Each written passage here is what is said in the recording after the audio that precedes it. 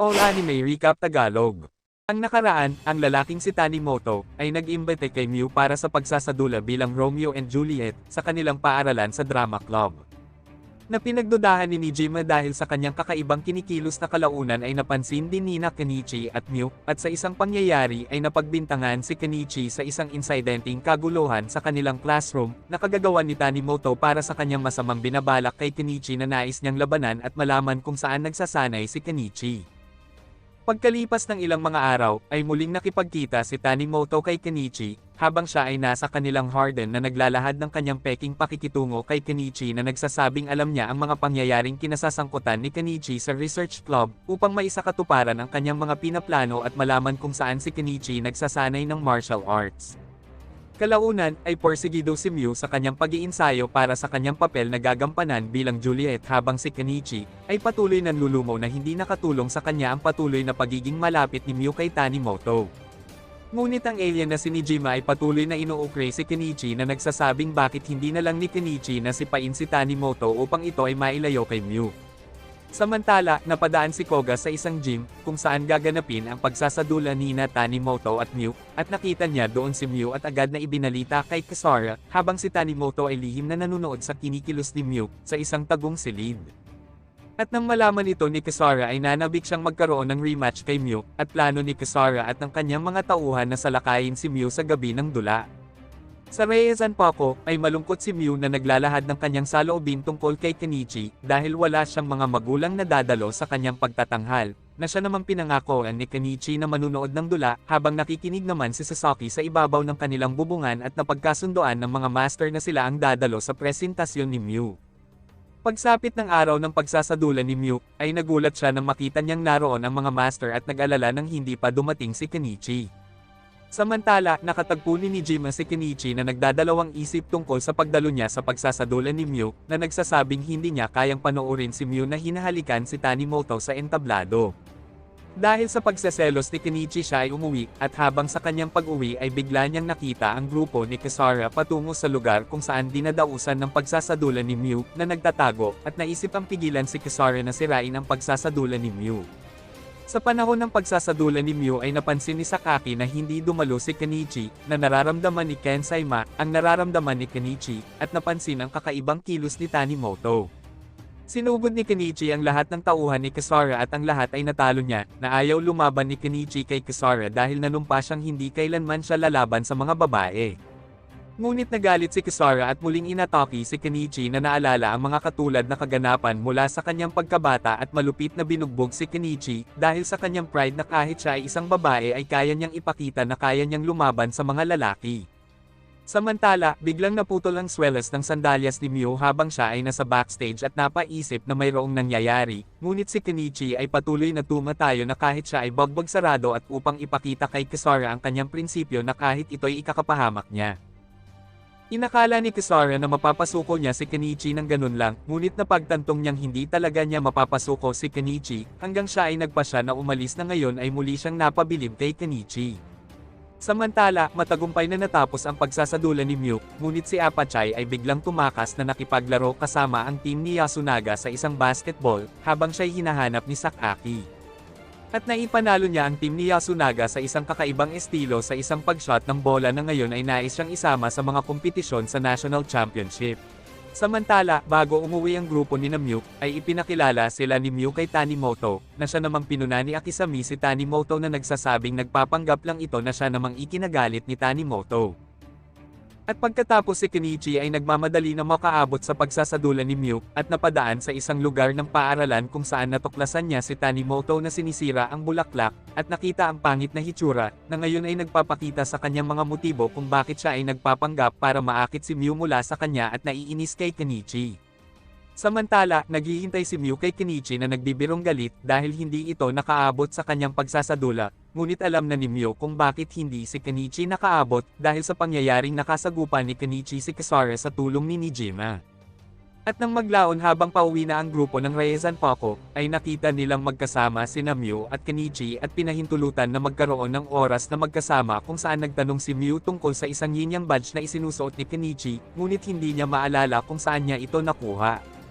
Nakuhanan ni Kensai-ma ang biglang paglitaw ni Hermit at nauwi sa pakikipaglaban kay Kenichi sa ibabaw ng footbridge at ang pagkahulog ni Kenichi sa umaandar na bus na nagmamadaling sinundan ni Sakaki at Kensai-ma. Inihayag ni Hermit na siya talaga ang tunay na Tanimoto na nagpapanggap, na nagsasabing nagsasanay si Kenichi sa master niyang si Kensai-ma bilang kapatid ng kanyang master, na si Sugetsuma. Sinabi ni Kensai na si Tanimoto ay gumagamit ng isang nakamamatay na estilo ng pakikipaglaban at sinusubukang patayin si Kenichi sa halip na talunin siya. Gayunpaman, si Kenichi ay nakaligtas sa kanyang malupit na pag-atake dahil sa kanyang pagsasanay, at namamahala upang mabuhay sa kabila ng pagtanggap sa isang paghampas sa ulo sa isang nakakamatay na atake. Naikinagulat naman ni Hermit nang tawanan lang ito ni Kenichi, at nagalit nang siya ay inaalok ni Kenichi bilang isang kaibigan, ngunit umatake si Hermit at nagsasabing siya ang may pakana sa mga pangyayaring kaguluhan na naganap sa drama club upang mapalapit siya kay Mew. Ngunit ginamit ni Kenichi ang advanced technique na itinuro sa kanya ni Kensai-ma, at pinatumban niya si Hermit at magkasabay na nahulog mula sa bus. Nakatakas si Tanimoto at nailigtas si Kenichi ni Sakaki, na iginiit ni Kenichi na matatalo niya si Tanimoto sa hinaharap, at ngayon ay ipinagmamalaki ni Kensai-ma at Sakaki na mukhang lumalaki na si Kenichi. Tinanong ni Kenichi si Kensai-ma kung nakikilala ba nito, ang sinasabi ni Tanimoto aka Hermit, ang lalaking master nito na si Sugetsuma. At pagkatapos ay lihim na umalis muna si Kensai-ma sa Reizanpaku, upang hanapin ang kanyang nakakatandang kapatid na si Sugetsuma, upang lutisin ang isang problema sa kanilang pamilya, ngunit sinundan siya ni Kenichi, na nakiusap si Kensai-ma kay Kenichi na umuwi, at sinasabing ayaw niyang madamay si Kenichi dahil ang kanyang pupuntahan ay isang napakadelikadong lakad. Ngunit nagpumilit si Kenichi hanggang sa pumayag si Kensai, at tumungo sila sa isang restaurant na pag-aari ng tiyuhin ni Kensai na si Ryohakubima. Ipinakilala ni Kensai kay Kenichi ang kanyang tiyuhin at sila ay pinakain, at doon ibinahagi ni Kensai sa kanyang tiyuhin na nais niyang makipagkita sa kanyang kapatid na si Sugetsu, na ngayon ay isa na siyang palaboy at nagsisimula siya ng mga away at target ngayon ng mafia. Ngunit bigla silang inatake ng anak ni Kensai na si Renkama, na determinadong ibalik siya sa China kung saan hindi lamang siya may asawa at ilang anak, siya rin ang absent na pinuno ng Phoenix Martial Arts Sect na may mahigit 10,000 alagad. Ngunit nagulat si Renka na ang isang taong kasing mahina ni Kenichi ay kayang tumanggap ng ganoon kabigat na pambubugbog. Pumunta sina Kenichi at Renka sa isang pagpupulong kung saan, biglang inatake ni Sugetsu ang isang boss ng mafia, hanggang sa nakasagupan ni Renka si Sugetsu at marahas na binugbog nang sinubukan niyang pigilan ito. Ngunit si Sugetsu ay walang pakialam na kahit ito ay kanyang pamangkin, hanggang sa dumating si Kensai at hinamon si Sugetsu na makipaglaban hanggang kamatayan. Ngunit sinunog ng grupo ng mafia ang gusali, at natalo ni Kensai si Sugetsu ngunit hindi siya pinatay. At iniwan sa gitna ng naglalagablab na apoy ng gusali, ngunit sinubukan ni Kenichi, na kumbansihin si Sugetsu na umalis kasama nila, alang-alang sa kanyang study auntie na si Tanimoto. Ngunit biglang itinulak ni Sugetsu si Kenichi na tumanggig sumama, at nanatili sa loob ng nasusunog na gusali. Bumalik sina Kensai at Kenichi sa Reizanpaku, habang si Renka ay galit na galit nang tumakas muli ang kanyang ama at naging mas determinado kaysa dati na ibalik siya sa China, at nagpahayag din siya ng interes na dalhin din si Kenichi. Samantala, ang pinaka-elite na Ragnarok na Greatest Sage Fist, ay nagpapulong sa mga balitang pagsulpot ng bagong grupo na tinatawag na Shinpaku Federation, at nagsasabing isang balakid ito kay Kisara at nagtataka sa pagkawala ni Hermit. At pagkatapos si Kenichi ay nakatanggap ng isang anonymous na love letter mula sa isang di kilalang babae ng kanilang klase, kung saan nagseselos agad si Mew. Ngunit ang alien na si Nijima ay patuloy pa rin na sinusubukang rekrutin si Kenichi kasama sina Tekida at Okita, na nanaginip na naman ng gising para sa Shinpaku Federation na nakatikim muli ng batok. Kinabukasan habang naglilinis si Mew sa ibabaw ng bubong ay napakinggan niya si Kenichi na nag-uusap kasama si Sakaki tungkol sa kanyang nararamdaman, at natutuwa siya na plano ni Kenichi na magalang, natanggihan ang kanyang hindi kilalang tagahanga sa pabor ng pakikipagkaibigan nito sa kanya. At kalaunan, ay tumungo naman si Nijima sa Reizanpaku upang ibahagi kay Kenichi ang kanyang pagkikita kay Loki, at nakiusap kay Kenichi na isama nito ang isa sa kanyang mga master, at nagsasabing maari nilang ambusin si Loki, ngunit tumanggi naman si Kenichi. Kinabukasan, si Nijima at ang kanyang grupo ay tumungo sa isang restaurant upang makipagkita kay Loki, ngunit sila ay nagulat nang malaman nilang sila ay naisahan ni Loki, sa loob ng restaurant na ang lahat ng kumakain ay mga tauhan ni Loki na ngayon ay nahaharap sila sa isang labanan. Sa kabilang banda, masayang tumungo si Kenichi sa isang imbitasyon ng naka-admirer sa kanya sa parehong restaurant, at sa huli ay nakipaglaban siya kay Loki kasama sina Takeda at Okita na napadaan lang. Tinalo ni Kenichi si Loki sa pamamagitan ng pagsasama-sama ng mga galaw ng kanyang mga master sa isang diskarte. Gayunpaman, napagtanto ni Takeda na ang Loki na kanilang nilabanan ay hindi ang tunay na Loki, na nagbalat kayo.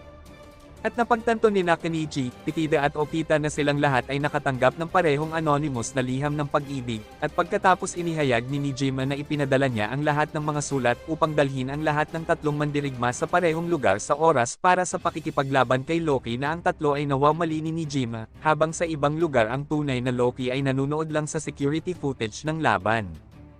At dahil sa napanood ni Loki ang buong laban ay napabilib siya sa Shinpaku Federation, na nagsasabing may ibubuga din pala ang grupo na itinatag ng alien na si Nijima. Sa Reisanpaku, pinagsabihan ni Kensai Masi Kenichi na mag-focus sa kanyang pakikipag-sparring kay Mew habang nagbabahagi sa pagkawamali sa kanila ni Nijima. Ngunit ang alien na si Nijima ay muling tumungo sa Reisanpaku at ipinaalam kay Kenichi ang tungkol sa miyembro ng Ragnarok na si Siegfried, ngunit si Kenichi ay ayaw nang maniwala sa mga impormasyon mula kay Nijima. Ngunit si Akisami mismo ay alam kung sino si Siegfried, na kilala bilang immortal composer, na palaging bumabawi sa anumang pinsalang natatanggap niya at nagko-compose ng musika gamit ang kanyang mga laban bilang inspirasyon. Sa kalaliman ng gabi, nag-espiya si Nijima kina Loki at Siegfried habang ang dalawa ay nag-uusap patungkol sa Shinpaku Federation, ngunit ang alien na si Nijima ay nahuli ng isa sa subordinate ni Loki na si Number 20, at si Nijima ay nakatakas sa pamamagitan ng pagkahipo sa kanyang mga bulkan. At pagkatapos ay hinabol siya ni Siegfried, na kahit nagawa niyang patumbahin gamit ang kanyang extendable na baton, ay hindi nasaktan si Siegfried at nahuli niya si Nijima. Nakiusap ang mga kagrupo ni Nijima kay Kenichi na nawawala si Nijima, na sa una ay tumangging tulungan sila ni Kenichi, ngunit sa huli ay pumayag si Kenichi nang ipakita sa kanya ang PDA gadget mula kay Nijima, na nag-aakalang dinukot talaga si Nijima at agad na hinanap niya kasama si Mew. Sa paghahanap ni Kenichi at Mew ay natagpuan nila ang mga bahaging damit ni Nijima, habang sa pantalan, ay plano ni Loki, Siegfried at Number 20 na itago si Nijima sa isang barko sa labas ng bansa. At sa Reisanpaku ay parehong pinamamahalaan ni Kensai at Apachai, na hanapin si Nijima gamit ang mga hindi pangkaraniwang pamamaraan. At pagkatapos natunton nila ang lokasyon at agad na tumungo si Kenichi at Mew. Pagdating ni Kenichi sa pantalan, ay tinatanong nila kay Loki kung nasaan ang alien na si Nijima, ngunit ayaw ni Siegfried na makialam si Loki at iginiit na lalabanan niya si Kenichi ng mag-isa, at nangako na sasabihin sa kanya ang lokasyon ni Nijima kung ang kanilang laban ay nagpapatunay na sapat na inspirasyon para sa kanyang susunod na komposisyon. Samantala, hinabol ni Mew sina Loki at Number 20, habang sila ay tumakasakay ang multi-cab, habang binabaril nito si Mew at nakuhang mailigtas ni Mew si Number 20, matapos matamaan ito ng kanyang sipa. Ngunit biglang hinampis ni Number 20 si Mew ng kanyang extendable na baton at napunit ang damit ni Mew, at si Kenichi ay madaling napatumba si Siegfried, ngunit nagpanggap si Siegfried dahilan upang magamit niya ang kanyang madayang discarding pakikipaglaban. Palaging pinatumba ni Kenichi si Siegfried ng ilang beses, para lang hindi na bumangon, ngunit si Siegfried ay hindi nasasaktan at naghahatid ng mga mapangwasak na counter-attack habang bumubuo ng magagandang musika. Samantala, sumisigaw na nanghihingi ng tulong si Nijima sa loob ng box sakay ng barko, habang si Kenichi ay pilit na pinipigilan si Siegfried kahit hindi tumatalab ang kanyang mga atake at patuloy na naguguluhan sa kakayahan ni Siegfried. Sa kabilang banda, matapos matamaan ni Mew ng electric extendable na baton at mawalan ng malay at mapunit ang kanyang damit, ay agad siyang nagising at galit na sinikmurahan si Number 20 dahilan upang mawalan ito ng malay, ngunit nabigong mahanap si Nijima, at si Loki ay nag-iisang nakatakas sakay ang motorsiklo. Natagpuan ni Kenichi ang kanyang sarili sa pagtatanggol, at naaalala ang isang aral mula kay Sakaki, at pagkatapos hininto ang laban at nagsimulang kumilos ng kakaiba, sadyang itinapon ang bilis ng laban, na siya namang nakalitaw kay Siegfried. Pinagsasama-sama ni Kenichi ang lahat ng kanyang mga nalalaman sa pagsasanay mula sa kanyang mga masters kung paano suntukin si Siegfried, at si Kenichi ay nag-imbento ng isang bagong suntok na nagpapahintulot sa kanya na maging malakas ang hampas ng maraming beses sa isang suntok. At si Siegfried ay hindi makaiwas o makaganti at nawalan siya ng malay. At pagkatapos pinagalitan naman ni Mew si Kenichi sa paggamit ng ganitong delikadong galaw, at agad na inutos kay Kenichi na habulin ang barko. Ngunit ang barko ay umalis bago pa mailigtas ni Kenichi si Nijima. At si Nijima ay nalasing sa loob kasama ang mga kargamento ng barko, at nagbihis bilang isang alien at tinakot ang mga tripulante. Dahil sa natalo ni Kenichi si Siegfried, ay agad na nagbigay ng ulat sina Loki at number 20 sa pagkatalo ni Siegfried sa leader ng Ragnarok, at ang First Fist, na si Odin, na mukhang kilala si Kenichi. Sa Reizan Poco ay binasa ng mga master ang isang artikulo ng isang balita tungkol sa isang barkong na hijack ng isang dayuhan, na si Nijima ay napadpad pala sa dalampasigan ng Furingi Island. Kinabukasan, ay nakipag-sparring si Kenichi kay Mew at napagtanto na hindi niya kailanman natalo si Mew sa isang sparring. At naniniwalang dahil wala siyang likas na talento sa martial arts, ay hindi siya magiging master kahit gaano pa ang kanyang porsigido sa pagsasanay. At si Hinoka ay lumapit at ipinagtanggol ang kanyang kapatid kay Mew, ngunit inihatid ito ni Kenichi kay Apachai na nagrereklamong hindi niya matalo si Hinoka sa Othello. Sina Sakaki at Kensai ay parehong naglaro laban kay Apachai upang matalo kaagad, at maging si Akisami ay nanalo lamang sa isang puntos, na ikinagulat ng lahat na walang ideya na si Apachai ay isang master ng Othello. Na kahit siya ay mag-isa ay naglalaro pa rin ito kahit walang kalaban. At pagkatapos na pagtanto naman ni Kenichi na ang dedikasyon sa kanyang pagsasanay ang kailangan niyang pagbutihin at ipinangako niya na gawin ito. At na iniisip niya kung si Hinoka, na hindi kailanman natalo kay Apachai, ay maaaring talunin nito si Akisami. Ngunit si Akisami ay nadatnan ni Mew na nagsasanay sa paglalaro ng Othello. Samantala, ang grupo ng Ragnarok ay nagkatipon upang maghanap sana ng papalit kay Hermat, ngunit biglang dumating si Tanimoto, aka Hermat, na humiling kay Oden na ibigay sa kanya si Kenichi upang iligpit, ngunit tumutol sa kanya si Loki na nagsasabing siya mismo ang liligpit kay Kenichi, ngunit pumabor si Oden kay Hermat na kahit hindi sana niya itong pinapahintulutan. Kinabukasan, gumala ang magkapatid na Kenichi, at si Hinoka ay nagpaiwan na nakita niya ang mga delinkwenteng nanliligalig kay Tanimoto, habang si Tanimoto ay nagpapanggap lamang para sa kanyang pinaplano. Ngunit biglang hinampis ni Hinoka ang mga delinkwente at sinubukang protektahan si Tanimoto. Ngunit iniligtas naman ni Tanimoto si Hinoka sa mga kunwaring mga delinkwente na hindi alam ng kapatid ni Kenichi na si Tanimoto ay isang kalaban ni Kenichi, at dinala siya sa tahanan ni Tanimoto. Naawa si Hinoka sa kanya nang malaman niyang mag-isa siyang namumuhay. At pilit nitong magluto para sa kanya, sa kabila ng kahilingan ni Tanimoto na umalis siya. Ngunit nag-flashback sa kanyang isipan ang kanyang kapatid na babae, at kahit na ang luto ni Hinoka ay halos hindi makain ay kinain pa rin niya. Ngunit nagalit si Tanimoto, nang aksidenteng tingnan ni Hinoka ang larawan ng kanyang pamilya habang ito'y naglilinis. At pilit na pinapauwi si Hinoka ngunit tinutokso siya ni Hinoka gamit ang mukha na ginagawa niya kapag nakikipag-away siya sa kanyang pumanaw na kapatid, na nagpapatawa sa kanya at pinauwi si Hinoka na nagsasabing wag nang bumalik. At pagkatapos tumungo sa Reizan Poco si Hinoka, at muling tinalo ni Hinoka si Apachai sa Othello, na ang mga master ay nagtataka kung sa pagsasanay, ay maaaring siya ay maging isang mas mahusay na martial artist kaysa kay Kenichi. Ngunit galit na ibinahagi ni Kenichi noong panahon na nawala si Hinoka, na sinasabing iniligtas raw siya ng isang mabuting lalaki, na siya namang pinagdudahan ni Mew, na parang si Tanimoto ang lalaking iyon. Gumawa si Akisami ng isang mekanikal na upuang massage, na pinapagalaw sa pamamagitan ng pagtakbo ni Kenichi bilang pagsasanay at dagdag para sa paghahanda sa pag-aaral ng double palm strike na technique. At pagkatapos may isang challenger ang naghahamon ng isang duelo sa labas ng dojo, at hinarap ito ni Kensai at natalo gamit ang double palm na tumilapon, ngunit hindi sinasadyang madaganan si Kenichi nang mapunta sa ibabaw niya ang natalong challenger. Dahil sa nakakamatay na pagsasanay ay naisipan ni Kenichi na tumakas mula sa Reizan Poco at umuwi sa kanilang bahay na pagod, at nagsisinungaling sa kanyang mga magulang tungkol sa kanyang mga dahilan sa pag-alis. Bagamat nalungkot si Mew at ang mga masters sa biglaang pagtakas ni Kenichi, ay naniniwala pa rin si Akisami na babalik si Kenichi kapag handa na siya. At si Hinoka ay nagbabahagi kay Kenichi tungkol sa mabuting tao, na tinutukoy ay si Tanimoto na ikinainis naman ni Kenichi, at nagsasabing wag raw basta-bastang lumapit si Hinoka sa mga taong di niya kilala na ikinagalit naman ni Hinoka. Kinabukasan, bumalik si Hinoka sa bahay ni Tanimoto at dahil sa kapulitan ni Hinoka ay biglang nag-flashback ang mga alaala ni Tanimoto sa kanyang may sakit na kapatid na si Kaide, na inampon sila ng isang walang pusong negosyante. Na nangakong babayaran ang mga pagpapagamot sa kanyang kapatid kung matutunan ni Tanimoto kung paano patakbuhin ang kumpanya balang araw. Ngunit biglang bumisita si Loki kasama si number 20, na nagsasabing siya ang lalaban kay Kenichi, ngunit nagulantang sila nang ipinahayag ni Hinoka na siya ay kapatid ni Kenichi na nagkaroon ng pagkakataon si Loki na kidnapin si Hinoka. Samantala, sa paaralan ay patuloy ang pangungulit ng alien na si Nijima kina Kenichi, Takeda at Okita upang ipahayag ang kanyang plano bilang kanyang mga kagrupo.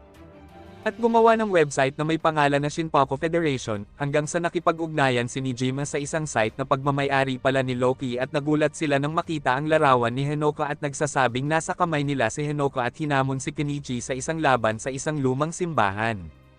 Dahil doon hindi nagdalawang isip si Kenichi na tumungo na galit at agad na sinundan siya ni Takeda at Okita na kahit nakasalubong ni Kenichi si Mew ay hindi niya ito pinansin. Ngunit pinaalam naman ni Takeda kay Mew na hinostage si Hinoka ni Loki at agad na sumunod kay Kenichi.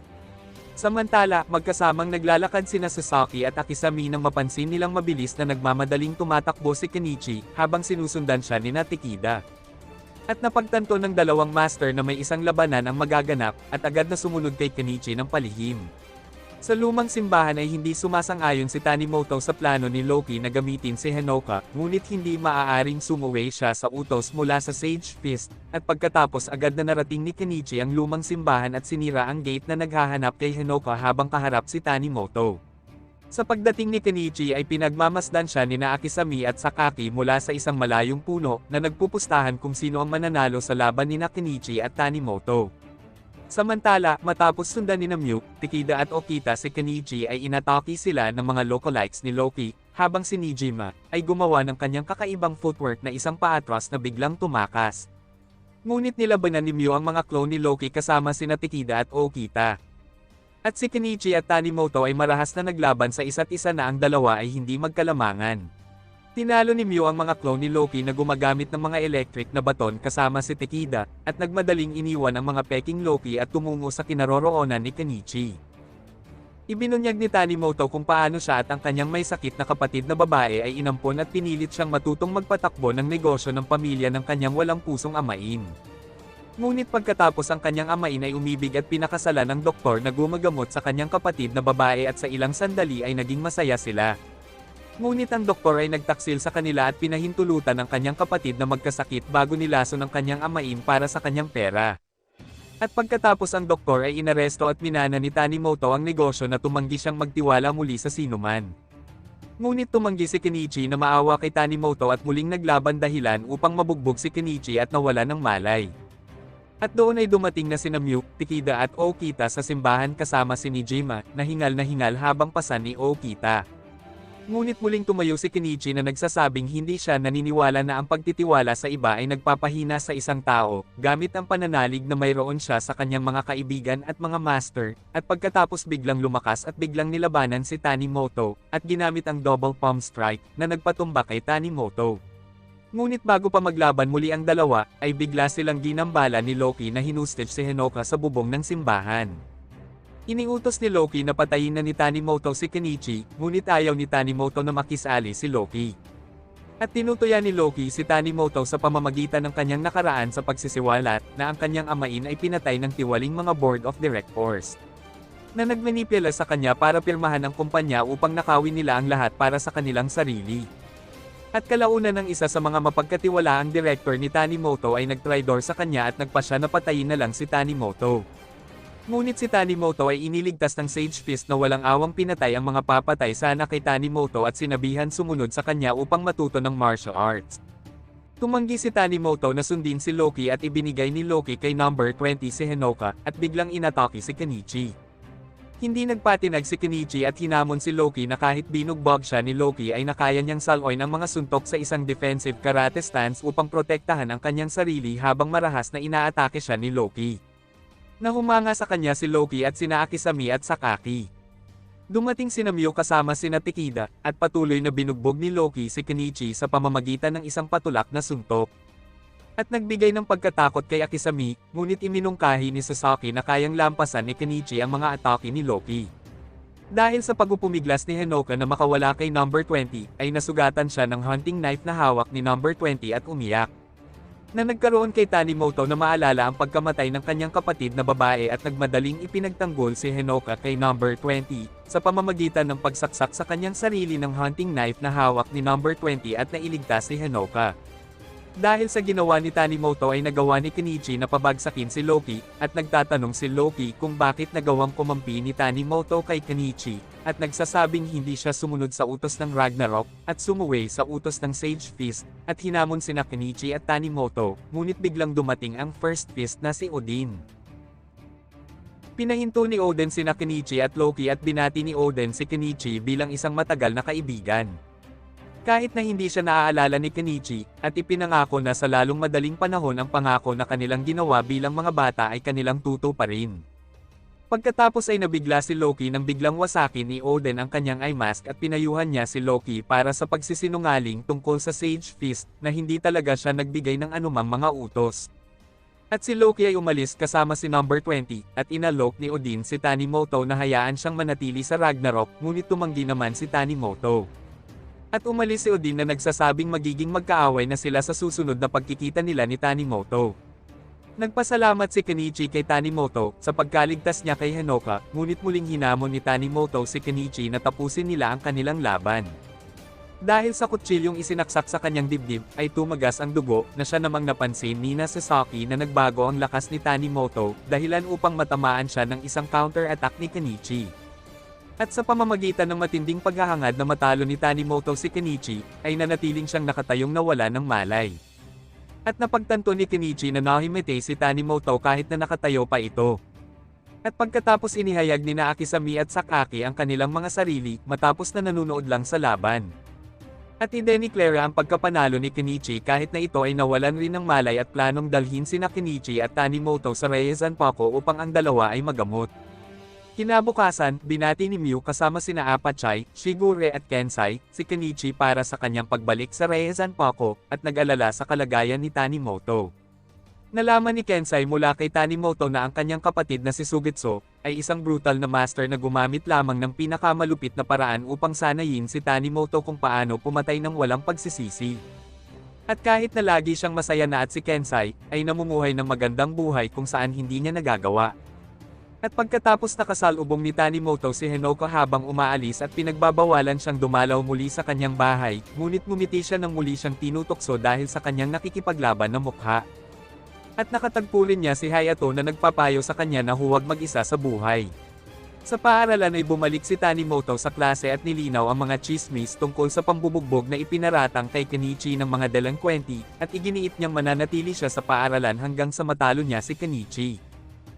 Dahil sa nakaranas si Kenichi ng matinding laban, ay nakiusap siya kay Hayato, na nais niyang matuto ng isang nakakamatay na suntok, ngunit iginiit ni Hayato na bilang isang martial artist, ay kailangan ni Kenichi na makaimbento ng kanyang sariling teknik.